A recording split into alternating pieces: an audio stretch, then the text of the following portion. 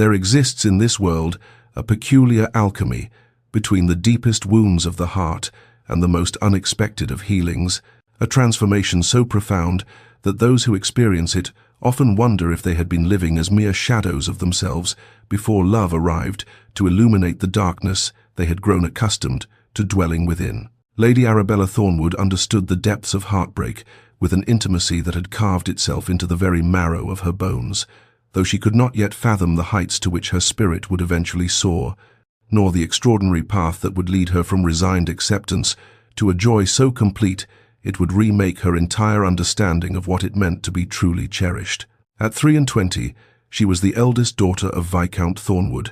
a gentleman of modest means, whose estate in Hampshire had seen better days, and whose coffers had grown increasingly light with each passing year. Arabella possessed what her mother had always called quiet beauty, the sort that did not announce itself from across a crowded ballroom, but rather revealed itself slowly to those patient enough to look beyond the dazzling plumage of more fashionable birds. Her hair was the deep, rich auburn of autumn leaves, touched by the last golden light of October, and it framed a face of delicate features dominated by grey eyes that held within them a thoughtful intelligent society, often overlooked in favour of more vivacious, flirtatious maidens. She carried herself with a dignity that some mistook for coldness, though in truth it was merely the natural reserve of a woman who had learned to observe before speaking, to consider before acting, and to guard the tender chambers of her heart with the careful vigilance of one who understood precisely how devastating it could be to leave such vulnerable territory undefended. 3 years prior, before the wall around her heart had been constructed brick by painful brick, Arabella had believed in love with the innocent fervour of a young woman experiencing her first season in London. Lord Marcus Ashworth, the second son of Baron Ashworth, had possessed golden hair that caught the candlelight, a smile that promised adventures and whispered secrets, and a talent for making a girl feel as though she were the only woman in any room he entered. He had sought her out at assembly rooms and garden parties, had brought her lemonade and secured her hand for waltzes, had spoken to her of poetry and dreams beneath the soft glow of paper lanterns strung through the Countess of Whitmore's famous rose garden. Arabella had allowed herself to believe that this charming, attentive gentleman saw something special in her, something worth pursuing despite her modest dowry and her family's unremarkable standing among the ton. She had permitted hope to take root in her chest, had lain awake at night imagining a future filled with companionship and affection, had written his name in her private journal with a heart full of anticipation for the life they might build together. How young she had been, how terribly, foolishly young, to mistake pretty words for genuine feeling and careful attention for authentic love. The betrayal, when it came, arrived not in private whispers or gentle withdrawal, but in the most public and humiliating manner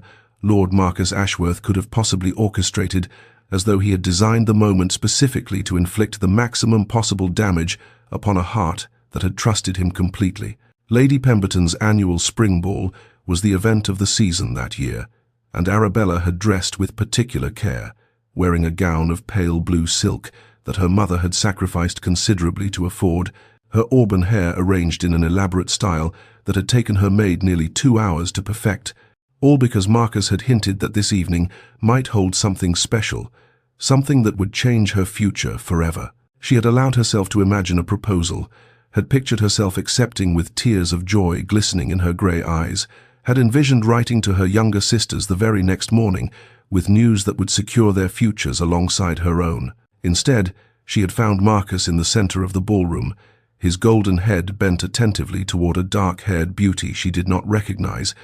His smile, that smile she had believed belonged to her alone, directed at this newcomer with an intensity that made Arabella's stomach clench with sudden, horrible understanding. Miss Patience Coldwell, she would later learn, had arrived in London only 3 days prior, the sole heir to her father's considerable shipping fortune, and Marcus had wasted no time in transferring his attentions to this far more lucrative prospect. When Arabella had approached them, her voice trembling only slightly as she spoke Marcus's name, he had turned to her with an expression of such cold dismissal that she had physically stepped backward, her slippered feet seeking distance from a man she no longer recognized. "Lady Arabella," he had said, and the formal address alone had been a blade to her heart. I do hope you have not been harboring any foolish expectations regarding our acquaintance. You were a pleasant diversion while I waited for a more suitable prospect. Nothing more." The whispers had begun immediately, spreading through the ballroom like fire through dry summer grass, and Arabella had stood frozen in her pretty blue gown, while pitying glances and poorly concealed smirks surrounded her on every side. 2 more seasons she had endured after that catastrophic night, each one more painful than the last, as mothers steered their sons away from the girl who had been so publicly discarded, and gentlemen looked through her as though she were constructed of nothing more substantial than morning mist. Her father's health had begun its steady decline during this period, his heart weakened by worry over debts that mounted with each passing quarter, and Arabella had watched her family's situation grow increasingly precarious, while her own matrimonial prospects withered into nothingness. By the time she reached 23, she had made her peace with spinsterhood, had constructed around her wounded heart a fortress of practical acceptance that no romantic notion would ever again breach, for she understood now with crystalline clarity that love was a luxury she could neither afford nor survive a second time. Sebastian Blackwood, the Duke of Ashworth, was a man around whom rumors gathered like storm clouds around a mountain peak, dark and ominous, and endlessly fascinating to those who observed from a safe distance. At 30 years of age, he had inherited his title at the tender age of 12, and had spent the subsequent 18 years transforming himself into a figure of such formidable reputation that mothers warned their daughters not to set their caps at him, and gentlemen took care to speak respectfully in his presence lest they find themselves on the receiving end of his legendary displeasure. He was tall, broad of shoulder, with dark hair that he wore unfashionably short, and features that might have been carved from granite for all the warmth they typically displayed to the world at large. His eyes were the deep blue of a winter twilight, cold and assessing, and they had reduced more than one simpering debutante to stammering incoherence with a single dismissive glance. Society whispered endlessly about why such a man, possessed of ancient title, vast wealth, and considerable physical presence, had never taken a wife, with theories ranging from a broken heart in his youth to preferences that could not be spoken of in polite company, to simple, overwhelming arrogance that found no woman worthy of bearing his name. Arabella first encountered this fearsome personage at Lady Whitfield's garden party, an event she had attended only at her mother's tearful insistence that she must continue to show herself in society, despite her advanced age and diminished prospects, and she had been standing apart from the main gathering, seeking a moment's respite from the pitying glances and whispered comments that followed her wherever she went among the ton. She had not realized that the tall gentleman standing partially concealed by an overgrown rose trellis was anyone of consequence, had assumed him merely another guest seeking shade from the afternoon sun, and so when he had made some bland comment about the pleasant weather, she had responded with an honesty that 3 years of humiliation had stripped of all pretense and social caution. "Pleasant weather, perhaps," she had said, her grey eyes fixed on the crowd of eligible young ladies and their calculating mammas, manoeuvring for position around the refreshment table. But hardly pleasant company, when every conversation is merely a transaction in disguise, and every smile a calculated investment in future advantage. She had expected shock or offence, or the cold dismissal she had grown accustomed to receiving, but when she had finally turned to face her companion, she had found something entirely unexpected in those wintry blue eyes, a flicker of genuine interest, a spark of something that might almost have been amusement, and an intensity of attention that made her feel, for the first time in years, as though she were truly being seen rather than merely assessed and found wanting. "You speak?" the Duke of Ashworth had said, his deep voice carrying a note she could not quite identify, as one who has learned the true nature of society's games through painful experience. And Arabella, meeting his gaze with the steady resolve of a woman who had nothing left to lose, had simply nodded, unaware that in that single moment of unguarded honesty, she had captured the attention of a man who had long since despaired of finding anything genuine among the glittering falsehoods of the world into which they had both been born. The Duke of Ashworth called upon Viscount Thornwood precisely 3 days after the garden party, arriving in a carriage of such understated elegance that the neighbours peered from behind their curtains with undisguised curiosity, wondering what business such an elevated personage could possibly have with a family whose fortunes had so visibly declined in recent years. Arabella had been sitting with her father in his study, reviewing household accounts that grew more distressing with each passing month, when the butler announced their unexpected visitor, and she had watched the color drain from her father's already pale face as he struggled to rise from his chair, his weakened heart making even such simple movements an effort that pained her to witness. Sebastian Blackwood entered the modest study like a force of nature contained within the constraints of civilized behavior, his presence somehow making the worn furniture and faded wallpaper seem even shabbier by contrast, yet his expression held none of the contempt Arabella might have expected from a man accustomed to the finest appointments wealth could provide. He addressed her father with a respect that surprised her, speaking plainly and without the elaborate social flourishes that typically characterized such visits, and as Arabella sat in stunned silence, she learned that the Duke of Ashworth had come to request her hand in marriage. His reasoning, laid out with the same cool precision he might have employed in discussing a business arrangement, was entirely practical. He required a wife to fulfill his duty to his title, a woman capable of managing his considerable household, someone intelligent enough to provide stimulating companionship and sensible enough not to burden him with romantic expectations or emotional demands. He had observed Lady Arabella, he explained, and found her to possess exactly the qualities he sought: a sharp mind, an honest tongue, a dignity that remained unbroken despite circumstances that might have crushed a lesser spirit. The terms he offered made Arabella's breath catch in her throat: complete settlement of her family's debts, generous dowries for her younger sisters that would secure their futures regardless of what matches they might make, a quarterly allowance for her parents that would ensure their comfort for the remainder of their lives, and for Arabella herself, the full privileges and protections afforded to the Duchess of Ashworth. Her father looked to her with eyes that held both hope and apology, understanding that he was in no position to refuse such an offer, yet unwilling to compel his daughter into a marriage she did not want,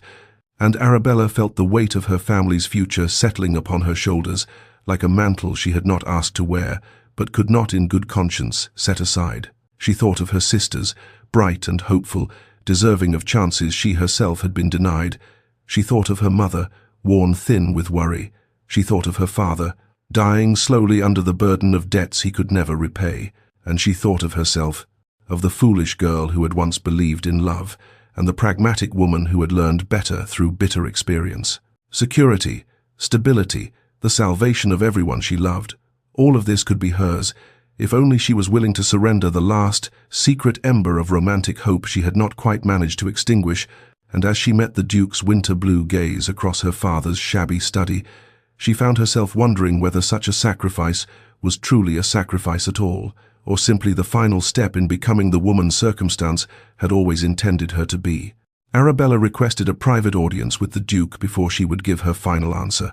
a bold move for a woman in her position, yet Sebastian Blackwood merely inclined his head in agreement and followed her to the small parlour that had once been elegant and now showed the gentle decay of genteel poverty in its faded curtains and threadbare carpet. She stood before the window, her back straight, her hands clasped before her to hide their trembling,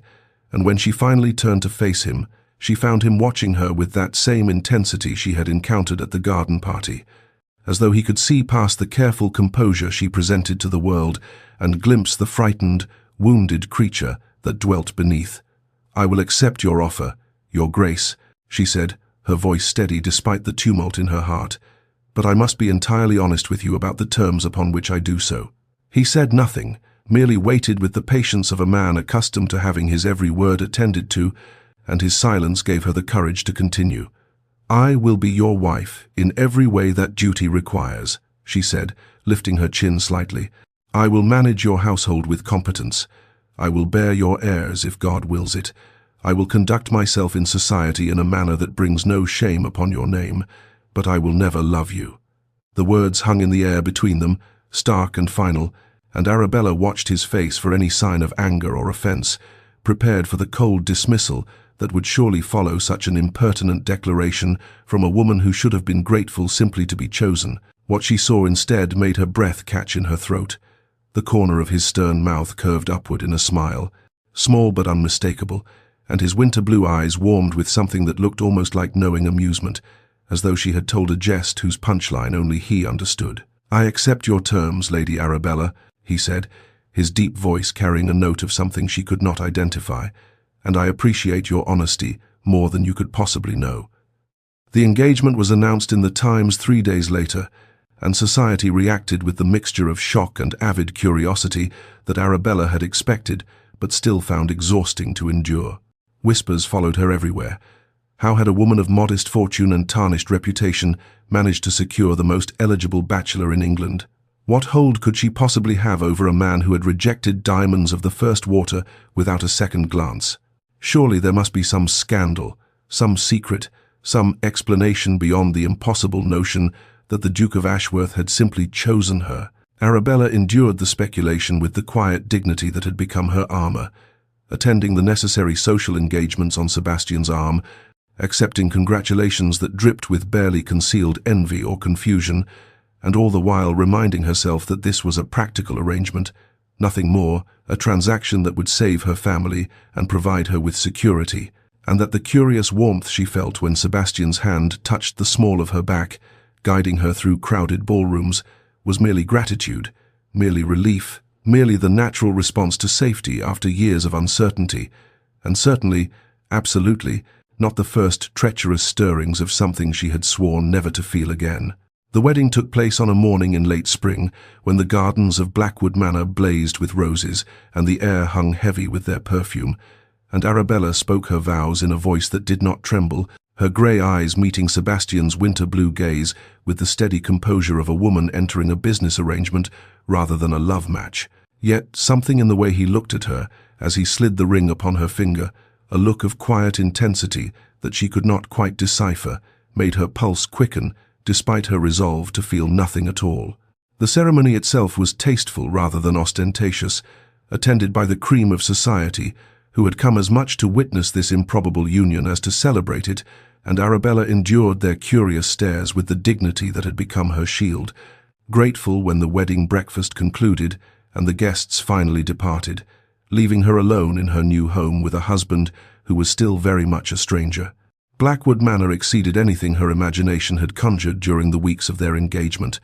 a magnificent Palladian structure of honey-colored stone that seemed to glow in the afternoon light, surrounded by grounds so vast and perfectly maintained that they might have been painted rather than cultivated,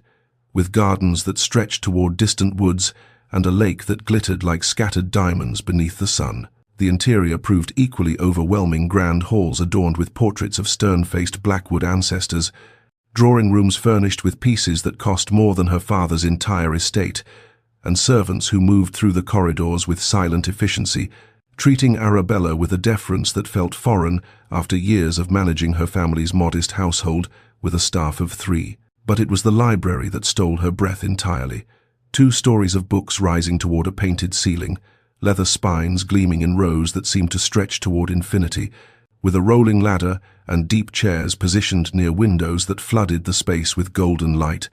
And Arabella stood in the doorway of that magnificent room, feeling something dangerous bloom in her chest, something that might have been happiness if she had allowed herself to name it. Their days settled into a pattern of careful courtesy, breakfasts taken together in a silence that was not uncomfortable, separate pursuits during the daylight hours, dinners where they discussed estate matters and neutral topics with the politeness of acquaintances rather than spouses, and each evening they retired to their separate chambers, his in the east wing, hers in the west, connected by a door that remained firmly closed. Arabella told herself she was grateful for the distance, for a husband who demanded nothing beyond her presence and her competence, yet she found herself noticing small things that did not fit the narrative she had constructed. Vases of white camellias appearing fresh in her sitting room each morning, though she had never told anyone they were her favorites.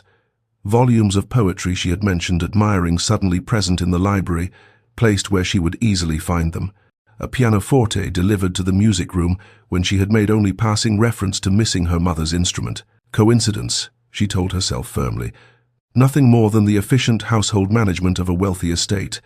and if her heart whispered otherwise, she refused to listen. The discovery came about quite by accident, as so many significant moments do, when Sebastian entered the morning room unannounced and found Arabella bent over a small sketchbook, her lower lip caught between her teeth in concentration, her fingers smudged with the faint traces of pigment from the modest set of watercolors. she had brought from her father's house, the only luxury she had permitted herself during years of careful economy. She startled at his presence, closing the book with guilty haste, but not before he glimpsed the delicate rendering of the rose garden visible through the window,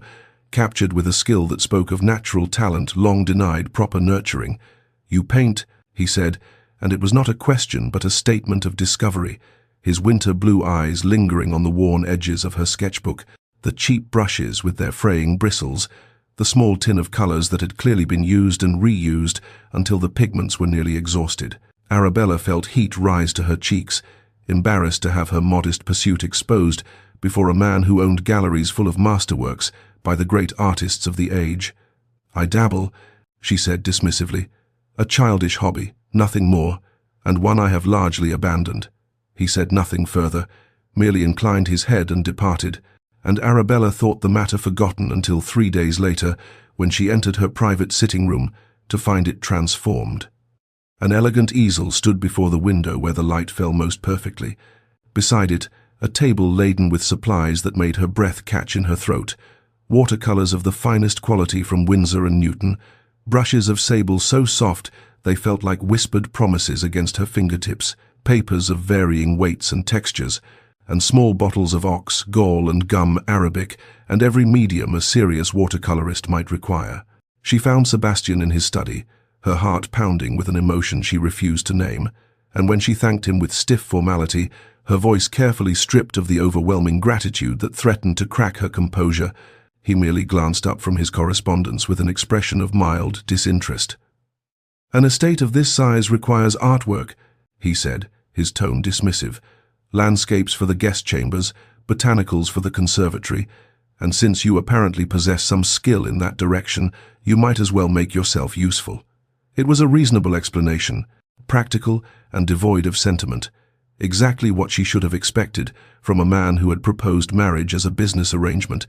and yet something in his words rang false, a dissonance she could not quite identify until she encountered Mrs. Hartley, the housekeeper, later that afternoon.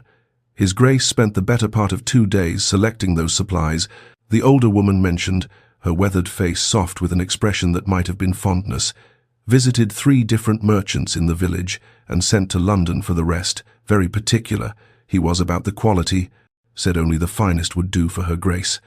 Arabella stood in the hallway after Mrs. Hartley departed, her mind turning over this information like a gem held to the light, examining its facets, and she found herself watching Sebastian more closely in the days that followed, noticing the way his gaze would drift to her sitting-room door when he passed, the almost imperceptible softening of his stern features when she mentioned beginning a new painting, the careful attention he paid when she spoke of color and light and composition,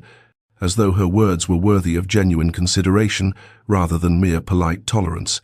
And she wondered, with growing confusion and a flutter of something dangerous beneath her breastbone, how a man so cold could perform such acts of thoughtful kindness, and what it might mean that he did so while pretending they meant nothing at all. It began, as such things often do, without either of them quite noticing an evening when rain lashed against the windows, and Arabella sought refuge in the library, only to find Sebastian already ensconced in his usual chair by the fire, a volume of Plutarch open upon his knee, and rather than retreating to her own chambers as propriety might have suggested, she found herself settling into the chair opposite his, selecting a book at random and losing herself in the comfortable silence that stretched between them like a bridge neither had consciously chosen to build. That first evening became a second, and a second became a third, until their nightly meetings in the library transformed from accident into ritual, from ritual into something Arabella found herself anticipating with a warmth she did not care to examine too closely, and it was during these quiet hours that she began to discover the man behind the glacial facade, the dry wit that emerged when he quoted particularly absurd passages from parliamentary proceedings, the genuine curiosity with which he solicited her opinions on everything from agricultural reform to the merits of Gothic novels, the way his severe features would soften almost imperceptibly when she said something that surprised a laugh from his guarded heart. "You find the Corn Laws amusing, then?" he remarked one evening, when she had ventured an opinion on economic policy that clearly caught him off guard. And though his tone remained cool, she detected something like admiration flickering in those winter blue depths. She learned, in fragments and half-sentences offered between discussions of Wordsworth and debates about estate drainage, of the childhood that had shaped him, parents lost to fever when he was barely 7, guardians more interested in preserving the Blackwood fortune than nurturing the boy who would inherit it, a youth spent in grand houses that echoed with emptiness, educated by tutors who taught him duty and discipline but never demonstrated affection. "One learns," he said quietly, staring into the fire rather than meeting her eyes, "to require nothing from others, and thus to never be disappointed." And Arabella felt something twist painfully in her chest, recognizing in his words an echo of her own carefully constructed defenses. In turn, she found herself sharing pieces of her own history that she had never spoken aloud, the terror of watching her mother's slow decline, the weight of responsibility for her younger sisters, the small dreams she had quietly surrendered one by one as their circumstances narrowed, dreams of travel and learning and a life larger than the confines society permitted. Sebastian listened with an attention that felt like sunlight after years of shadow, asking questions that proved he truly heard her, remembering details she mentioned in passing and returning to them days later, and she realized with growing wonder that this stern, supposedly cold man saw her more clearly than anyone ever had, valued her mind as much as her competence, and found her worthy of genuine conversation rather than mere polite discourse. A tentative friendship took root in that firelit library, growing stronger with each shared evening, and though Arabella continued to remind herself that friendship was all this could ever be, she could not quite silence the small voice within her that whispered of possibilities she had sworn never to consider again. The summons arrived on a grey February morning, an elegantly penned reminder that duty extended far beyond the peaceful sanctuary they had created at Blackwood Manor, and Arabella felt her heart sink as she read the words that announced what she had been dreading since the day she became a duchess. They must attend the London season,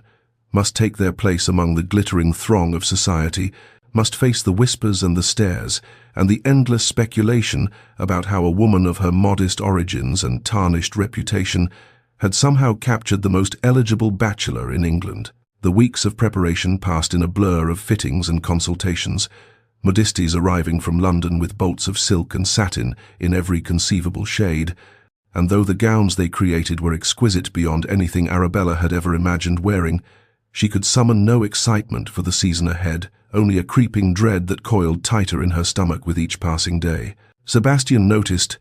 Of course she had learned that very little escaped those observant winter blue eyes, but he said nothing of her pallor, her distracted silences, the way her hands trembled slightly when she reviewed the invitations that poured in from every corner of fashionable society,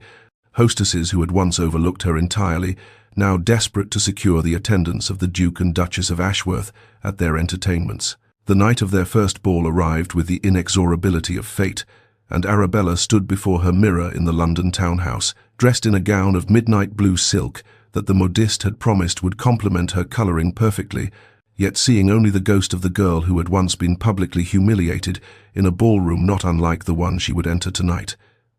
A knock at her chamber door startled her from her melancholy reverie,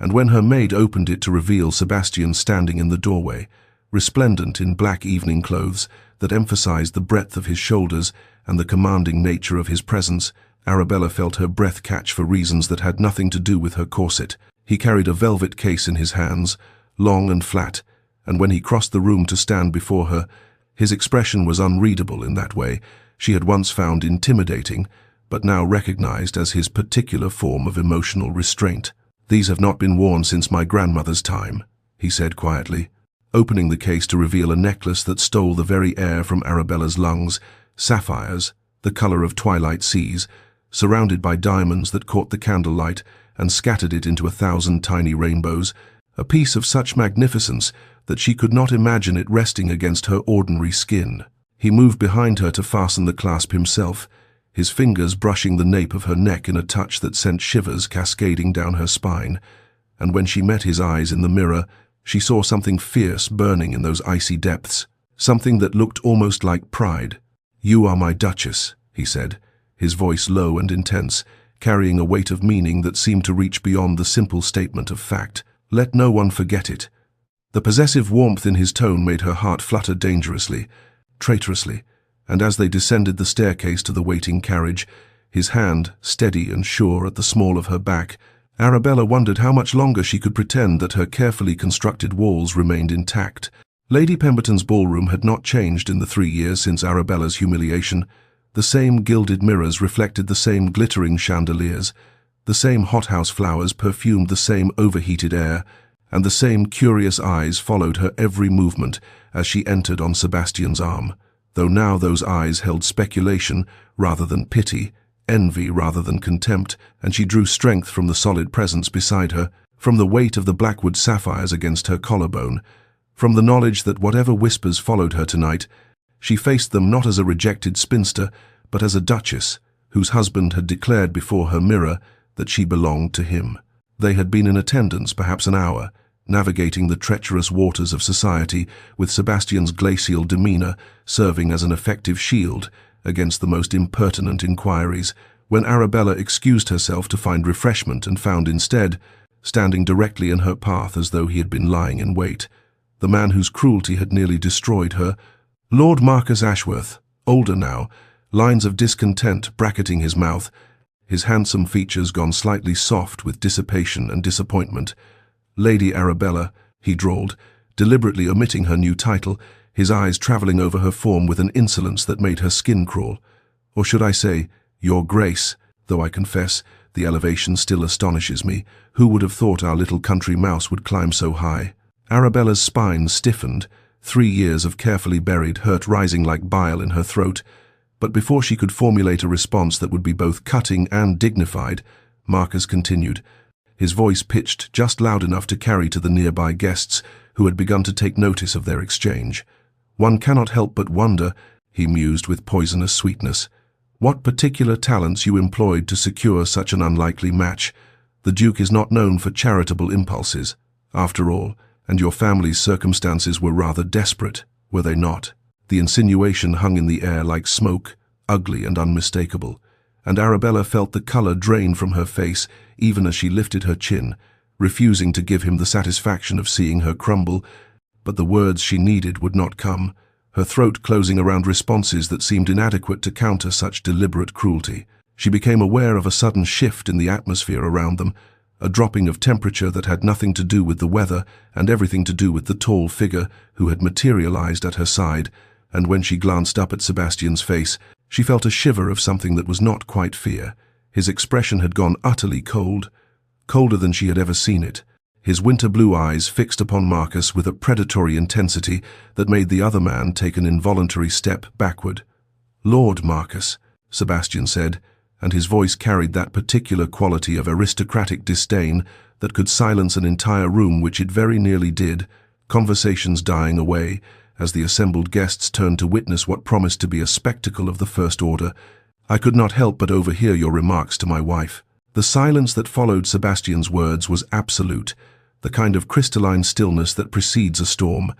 and Arabella watched as every guest within earshot seemed to hold their breath, fans frozen mid-flutter, glasses suspended halfway to lips, all eyes fixed upon the tableau unfolding before them, the Duke of Ashworth, whose cold displeasure was legendary, whose social power was unrivaled, standing in terrible judgment over the man who had once broken his wife's heart. "I find myself curious," Sebastian continued, his voice carrying that deceptive softness that Arabella had learned to recognize as far more dangerous than any shout. "What particular qualifications you possess, Lord Marcus, that embolden you to question the worthiness of my Duchess, a woman whose intelligence, dignity, and character surpass that of anyone else in this room, yourself most especially." Marcus's face had gone an unbecoming shade of red, his earlier smugness crumbling like ash before the force of Sebastian's contempt, and he opened his mouth as if to defend himself. But Sebastian was not finished, would not be finished until he had dismantled this man as thoroughly as Marcus had once dismantled Arabella's innocent heart. "I chose the Duchess of Ashworth," Sebastian declared, his voice rising just enough to ensure that every person in the ballroom could hear him clearly. "Not despite her circumstances, but because in a sea of simpering fortune-hunting debutantes, she alone possessed the courage to speak honestly, the grace to maintain her dignity in the face of cruel treatment by those unworthy to polish her shoes, and the rare quality of genuine worth that no amount of inherited wealth could ever purchase." A murmur rippled through the assembled guests, and Arabella saw the tide of opinion shifting before her eyes, saw the way ladies who had once whispered behind their fans now looked at her with new respect, saw the gentleman nodding in approval of a husband who defended his wife so magnificently. "I consider myself," Sebastian continued, fixing Marcus with a stare that seemed capable of freezing blood, "extraordinarily fortunate that she accepted my suit, and I will remind you and everyone present that an insult to the Duchess of Ashworth is an insult to me personally, and I am not known for my forgiving nature." The threat hung in the air, unmistakable and absolute, and Marcus seemed to shrink before it, his bravado collapsing entirely as he stammered something that might have been an apology before retreating hastily into the crowd, his unhappy wife following with an expression of sour resignation. Sebastian turned to Arabella then, and what she saw in his eyes stole her breath entirely, not the cold fury he had directed at Marcus, but something fierce and tender and protective, something that looked remarkably like devotion, and she felt it then, the first definitive crack in the wall she had so carefully constructed around her wounded heart. He offered his arm with perfect formality, as though he had not just publicly devastated a man on her behalf, as though her world had not just shifted on its axis, and as Arabella placed her trembling fingers on his sleeve and allowed him to lead her back into the safety of the crowd, she understood with sudden, terrifying clarity that her careful declaration that she would never love him had become the most fragile of lies. The carriage wheels clattered against the cobblestones as they departed Lady Pemberton's residence, and Arabella sat in the velvet darkness, her heart pounding so fiercely she feared Sebastian must hear it across the small space that separated them, the events of the evening replaying in her mind with such vivid intensity that she could scarcely breathe the cruelty in Marcus's voice, the way Sebastian had appeared beside her like an avenging angel wrapped in evening black, the devastating precision of his defense, and most of all, that look in his eyes when he had turned to her afterward, that fierce tenderness that had shattered something fundamental within her carefully constructed walls.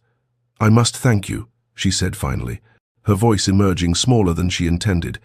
trembling slightly despite her efforts to maintain composure, "for what you did tonight for defending me against Lord Marcus's accusations." Sebastian made a dismissive sound, his profile barely visible in the dim light that filtered through the carriage windows from the street lamps they passed. "I merely defended my own honor," he replied, his tone carrying that familiar coolness. "An insult to my wife is an insult to my name, and I will not tolerate aspersions cast upon either." It was a perfectly reasonable explanation, entirely consistent with the practical arrangement they had agreed upon, and yet Arabella found she could not accept it, could not reconcile those distant words with the blazing protectiveness she had witnessed, with the way his voice had resonated with something far deeper than wounded pride when he had declared her worthy, intelligent, deserving of respect. She was formulating a response, something polite and accepting that would allow them both to retreat to safer ground, when she felt it, his hand finding hers in the darkness, his fingers warm and strong as they interlaced with her own, and he held her with a gentleness that contradicted everything about his forbidding reputation. Neither of them spoke, but something passed between them in that touch, some acknowledgement that could not yet be voiced, and Arabella felt tears prick unexpectedly at her eyes as she recognized the danger she was in, not the danger of heartbreak, which she had guarded against so vigilantly, but something far more terrifying, the danger of hope, of believing that perhaps this man who had married her for practical reasons might feel something more, might cherish her in ways she had forbidden herself to dream of. As the carriage carried them through the London streets toward their townhouse, Arabella found herself cataloguing evidence she had tried so hard to dismiss: the flowers that appeared each morning in her favorite varieties, the books selected with such obvious attention to her tastes, the art supplies of finest quality, the sapphires he had placed around her throat with hands that trembled almost imperceptibly, and tonight, this devastating public defense that went so far beyond the requirements of protecting one's honor.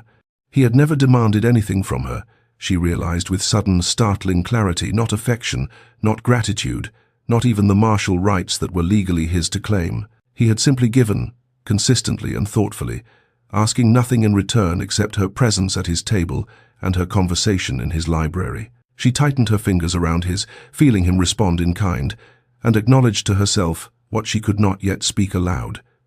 Her feelings had changed, were changing still, and the declaration she had made on the day of their engagement that she would never love him had begun to feel less like a shield and more like a lie she told, to protect herself from the terrifying possibility that love, real love, might find her after all. The invitations began arriving the very next morning, a veritable flood of cream-colored cards and elegantly penned requests that threatened to overwhelm the silver tray upon which the butler presented them, and Arabella could scarcely comprehend the transformation that had occurred seemingly overnight. Ladies who had once offered her nothing but pitying glances and whispered condolences now wrote effusively of their desire to call upon her, to host her at intimate luncheons, to secure her presence at their most exclusive gatherings, as though the Duchess of Ashworth had always been the most sought-after woman in London, rather than the quietly humiliated daughter of a modest viscount whom society had largely forgotten. She navigated this sudden elevation with a grace that surprised even herself, drawing upon reserves of dignity she had cultivated during those painful years of social exile, and she found that the skills she had developed in enduring whispered cruelties served her equally well. In accepting effusive compliments, she remained composed, warm but not overly eager, generous in her attention without appearing desperate for approval, and society, which had such keen instincts for detecting weakness or pretension, responded to her genuineness with something that felt remarkably like genuine respect rather than mere deference to her husband's title. Sebastian watched her navigate these waters with an expression that made her pulse quicken whenever she caught him observing her across crowded drawing rooms or glittering ballrooms. There was pride in his dark eyes, unmistakable and warming, as though her social triumphs pleased him, not because they reflected well upon his choice, but because he genuinely delighted in seeing her flourish, in watching her step into a place she had always deserved, but had been denied by the cruelty of shallow men and the fickleness of fortune. The touches between them had begun to multiply in ways that Arabella could no longer attribute to mere politeness or the necessities of social performance. His hand, at the small of her back, as they entered a room, lingered longer than propriety required, warm and possessive through the silk of her gown, and she found herself leaning into his touch rather than maintaining the careful distance she had once preserved so vigilantly. One evening, before a particularly grand dinner, she reached up without thinking to adjust the knot of his cravat, her fingers brushing against the warm column of his throat, and the sharp intake of his breath, the way his eyes darkened as they held hers, sent a cascade of sensation through her that she could no longer pretend was anything other than desire. The household staff observed these changes with knowing glances and barely suppressed smiles, and Mrs. Pemberton, the housekeeper who had served the Blackwood family for 3 decades, confided to the cook that she had never seen His Grace so content, that the new Duchess had worked some manner of magic upon a man everyone had believed incapable of warmth, and these whispered assessments filtered back to Arabella through the chambermaid who attended her, offering external confirmation of what she was only beginning to allow herself to believe, that this marriage of convenience was transforming into something neither of them had anticipated, something that grew stronger with each shared glance and accidental touch, something that looked remarkably, terrifyingly, wonderfully like love. The return to Blackwood Manor felt like coming home in a way Arabella had never anticipated. The sprawling estate, welcoming them with its ancient oaks and manicured gardens, its ivy-covered walls and windows that caught the afternoon light like faceted jewels,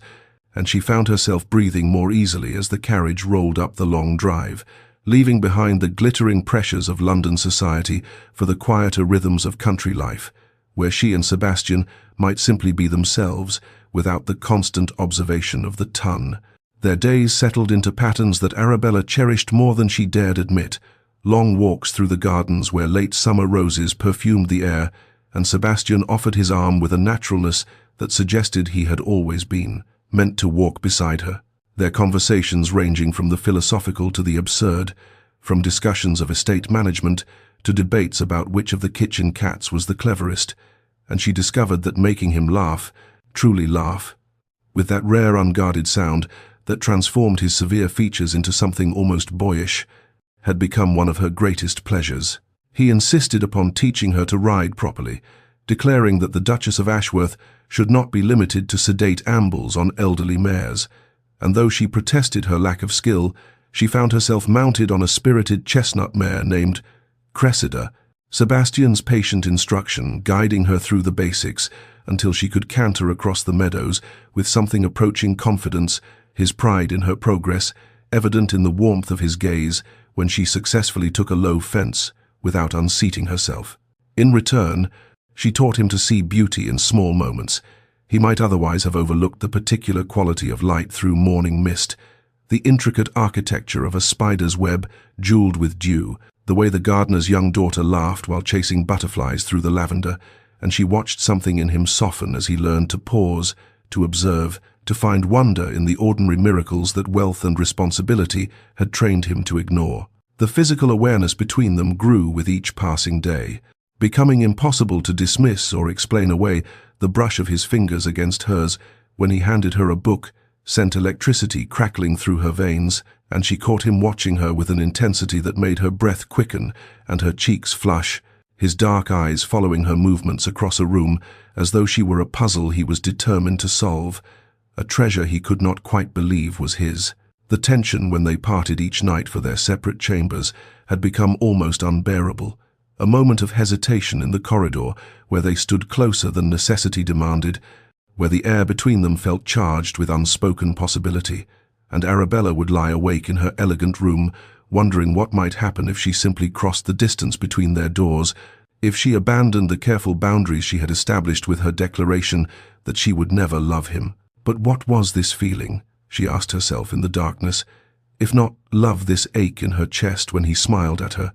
this warmth that spread through her entire being when he spoke her name, this desperate wish that he might feel even a fraction of what she felt for him? The thunderstorm descended upon Blackwood Manor with a ferocity that seemed to shake the very foundations of the ancient estate, lightning splitting the sky in brilliant, jagged forks, while thunder rolled across the grounds like the drums of some celestial army. And Arabella found herself utterly unable to sleep, despite the lateness of the hour, her nerves too jangled by the tempest's fury, and her thoughts too consumed by the man who slumbered, or perhaps did not slumber, in chambers separated from hers by a mere stretch of corridor that had come to feel like an insurmountable distance.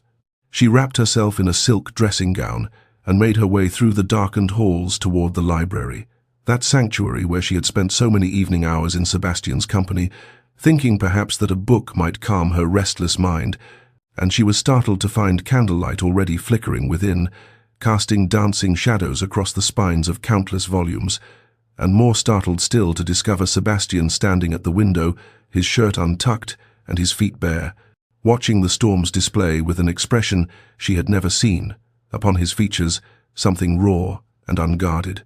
almost vulnerable, as though the tempest had stripped away the careful control he maintained so effortlessly in daylight hours. He turned at the sound of her entrance, and for a long moment neither spoke, the thunder rolling between them like the externalization of all the tension that had been building through weeks of meaningful glances and accidental touches, and words that approached but never quite crossed the boundaries of mere friendship. "I could not sleep," she offered unnecessarily, and he nodded, his dark eyes holding hers with an intensity that made her breath catch. And when he spoke, his voice was different, rougher, stripped of its usual aristocratic polish. "Arabella," he said, and the sound of her Christian name upon his lips sent warmth flooding through her. "There is something I must tell you, though I fear the telling of it, though I have no right to burden you with truths you did not ask to hear." She moved closer, drawn by something stronger than curiosity, and he turned to face her fully, his hands clenching at his sides as though he were physically restraining himself from reaching for her. "When I proposed our arrangement, I told you I sought a practical wife, a sensible match uncomplicated by romantic expectations," he continued, each word seeming to cost him tremendous effort, "and I allowed you to believe that I chose you for your intelligence and dignity, which I did. But there was more, so much more, because the truth is that I fell in love with you at that garden party, when you spoke so fiercely about the shallowness of society matchmaking, when your grey eyes flashed with honest feeling that cut through the pretense I had grown so weary of enduring." He paused, his voice breaking slightly, as lightning illuminated the planes of his face. "I chose you because something in your honest heart called to something in mine that I had believed long dead. I know you cannot love me, you made that clear, and I have tried to accept it, to be content with your companionship and your friendship, but I find I cannot continue pretending that friendship is all I feel, that practical arrangement is all I desire. I love you, Arabella, completely, and I needed you to know the truth, even if it changes nothing. The walls she had so carefully constructed, brick by painstaking brick over 3 long years of self-protection, crumbled in that moment like ancient fortifications before an unstoppable force, and Arabella felt tears streaming down her cheeks before she even registered that she was crying.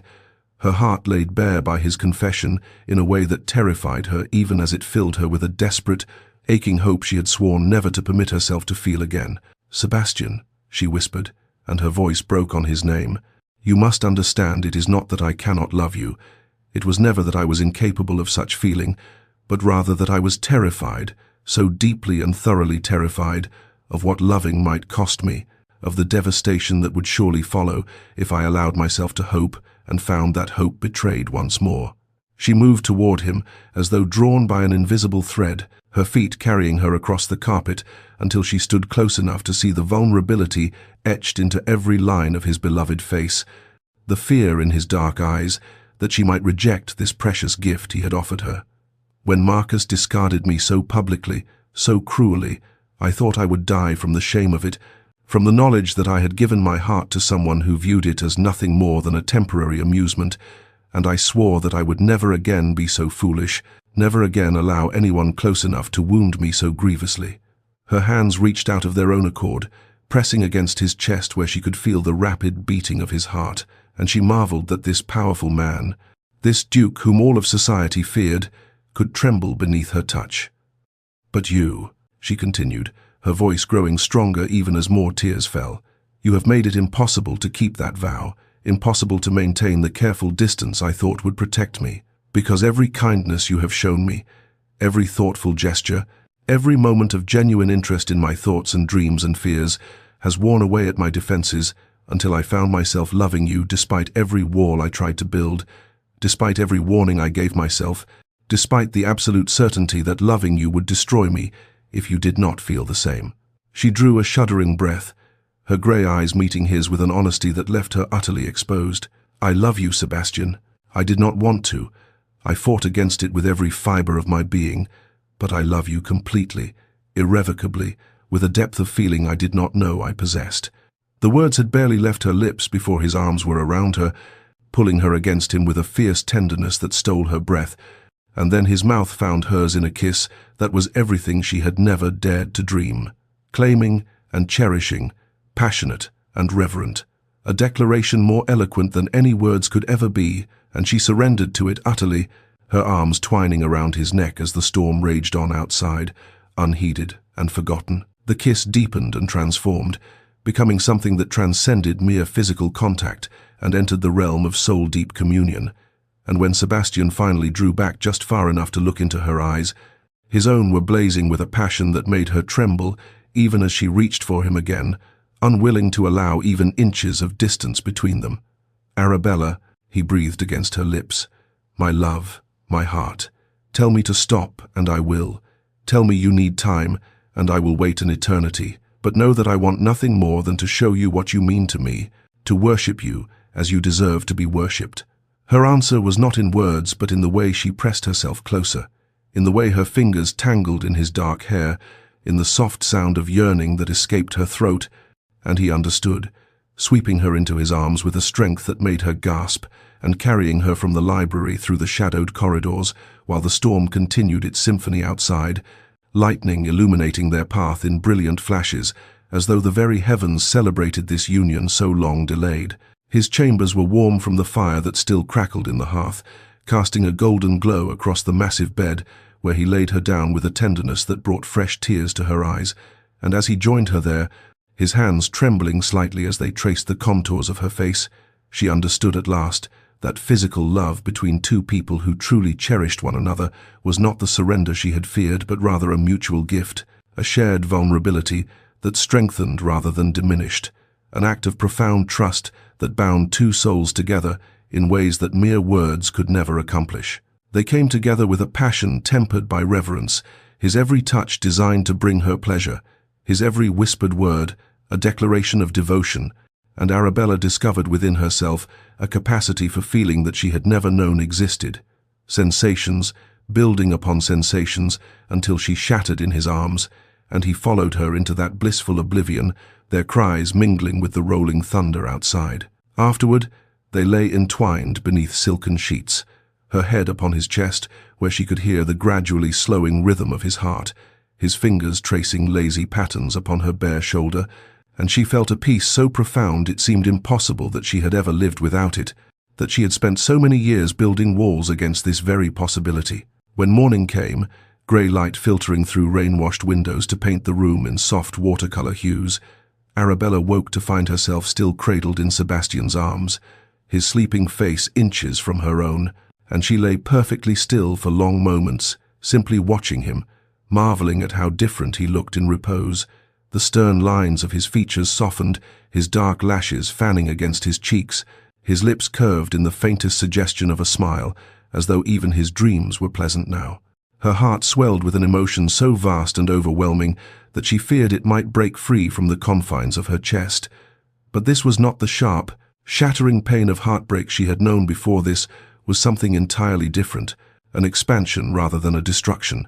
Joy so complete, it bordered on the unbearable. He stirred, his arms tightening around her instinctively, and when his eyes opened to meet hers, the love she saw reflected in their dark depths matched perfectly the love that blazed within her own soul. The grand ball at Blackwood Manor surpassed anything the county had witnessed in a generation, with hundreds of candles blazing in crystal chandeliers that cast their golden light across silk-draped walls and polished marble floors, the scent of hothouse flowers perfuming air that hummed with the strains of a full orchestra. And at the center of it all stood Arabella, resplendent in a gown of deep sapphire silk that matched the legendary Blackwood gems glittering at her throat. Her auburn hair swept into an elaborate arrangement that drew admiring glances from every corner of the vast ballroom. But it was not the magnificence of her attire that made her truly radiant. It was the unmistakable glow of a woman beloved and loving in return, a happiness so profound it seemed to emanate from her very being and touch everyone who beheld her. Sebastian remained close throughout the evening, his hand finding the small of her back with easy familiarity, his dark eyes meeting hers across crowded conversations with a warmth that made her heart flutter even now, after weeks of waking in his arms, and society watched them with fascination, whispers spreading through the assembled guests that the Duke of Ashworth, that notorious iceberg of the ton, had been utterly transformed by his unlikely Duchess. The cream of society had answered their invitation, drawn by curiosity and the undeniable social currency of an event hosted by one of England's most powerful families, and among the glittering throng stood Lord Marcus Ashworth and his wife. The former heiress, whose fortune had proven insufficient compensation for a lifetime bound to a shallow, bitter man, her face was pinched with perpetual dissatisfaction, her complaints audible even above the music, while Marcus himself could not seem to prevent his gaze from following Arabella around the room, something dark and envious flickering in his eyes each time she laughed at her husband's murmured words. When Sebastian called for silence and raised his crystal glass, every voice in the ballroom fell away, and Arabella felt her cheeks flush with anticipation as he turned to face the assembled company, his commanding presence drawing every eye. "I wish to propose a toast," he declared, his deep voice carrying to the farthest corners of the room, "to my Duchess, who honored me beyond measure when she consented to become my wife, who has transformed this house into a home, and who has taught me that the greatest treasures in life cannot be measured in lands or titles, but only in the immeasurable worth of a heart, freely given to Arabella, the finest woman I have ever known, and the keeper of my heart for all my remaining days." The sincerity ringing in every word left no room for doubt, and as glasses rose throughout the ballroom, Arabella saw Lady Whitmore dabbing at her eyes, saw young debutantes sighing with romantic longing, saw matrons nodding approvingly at this evidence that even the coldest duke could be warmed by the right woman, and across the room she saw Marcus's face contort with bitter recognition of what he had so carelessly discarded, what he could never hope to reclaim. Sebastian's hand found hers as the toast concluded, his fingers intertwining with her own in full view of everyone present, and when he raised her hand to his lips, pressing a kiss to her knuckles with tender reverence, Arabella knew that this moment represented more than social triumph. It was the complete and public recognition of a love that had grown from the most unpromising of beginnings into something rare and precious beyond all measure. 5 years had passed since that fateful thunderstorm, 5 years of joy so complete that Arabella sometimes paused in the midst of ordinary moments, simply to marvel at the extraordinary life that had unfolded from such unpromising beginnings. And on this particular summer afternoon, the gardens of Blackwood Manor rang with sounds that would have seemed impossible to the guarded, wounded woman she had once been. The delighted shrieks of twin daughters chasing butterflies through the rose beds, their auburn curls bouncing as they ran, their grey eyes sparkling with mischief inherited from their mother, and knowing smiles that were unmistakably their father's. Arabella sat at her easel beneath the ancient oak tree, her brush capturing the golden light that dappled across the manicured lawns, while Sebastian reclined nearby with a book open upon his knee. Though she noticed with warm amusement that his gaze strayed far more often to his family than to the printed page, watching his daughters with an expression of tender wonder that still made her heart flutter after all these years. The twins, Eleanor and Catherine, had arrived 2 years into their marriage, their birth transforming Sebastian in ways that society found almost comical. The formerly fearsome Duke of Ashworth now routinely appeared at breakfast with ribbon remnants tangled in his dark hair, submitted to elaborate tea parties with imaginary guests, and had been spotted by multiple witnesses crawling through the gardens on hands and knees, playing at being a dragon, while his daughters shrieked with terrified delight atop the garden wall. "Papa, Papa, come see what we found," Eleanor called, her small hand clasped around something that wriggled, and Sebastian set aside his book with theatrical reluctance that fooled no one, striding across the lawn to inspect their treasure with the same grave attention he would give matters of state, and Arabella smiled as she watched him crouch beside them, his deep voice carrying across the garden as he solemnly identified the frog and negotiated its release back to the pond. A footman appeared at her elbow with a silver tray bearing the afternoon post, and Arabella sorted through invitations and correspondence until her fingers stilled upon a letter bearing a familiar seal, the Ashworth barony. Marcus's family and curiosity prompted her to break the wax and unfold the pages within, her eyes scanning the contents with growing astonishment as the tale of Marcus's downfall revealed itself in his mother's desperate hand,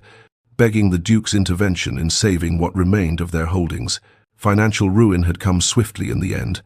unwise investments compounded by his wife's extravagant spending,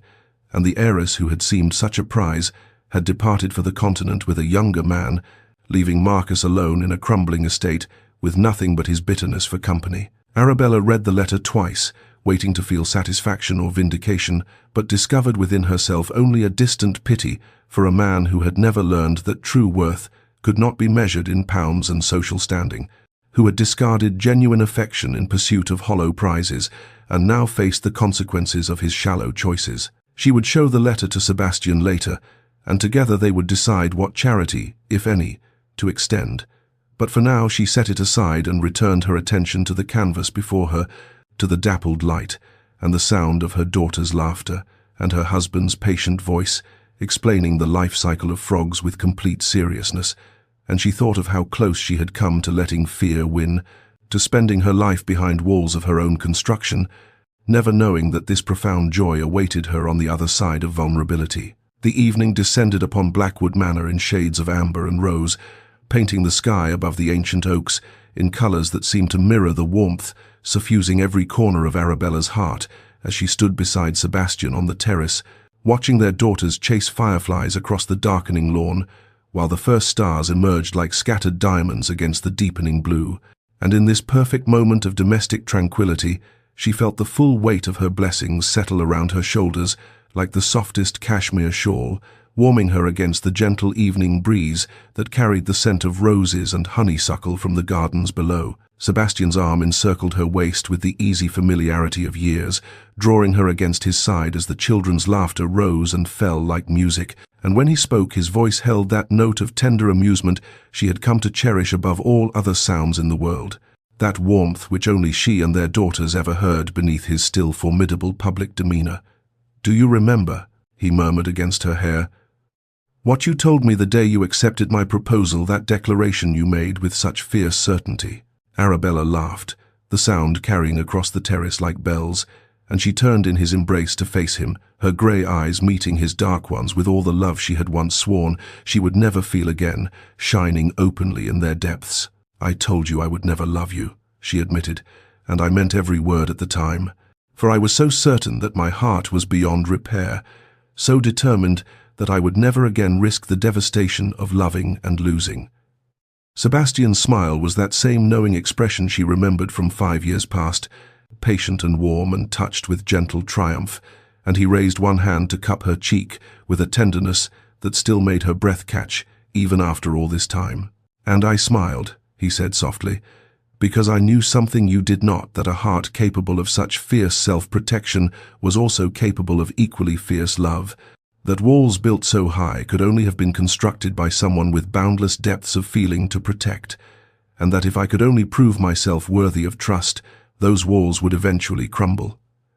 She leaned into his touch, marveling still at how this stern, imposing man had become her safe harbor, her dearest friend, her passionate lover, and the most devoted father she could have imagined. "You were patient when you had every right to demand, kind when you could have been cold, and you loved me quietly and consistently until I could not help but love you in return.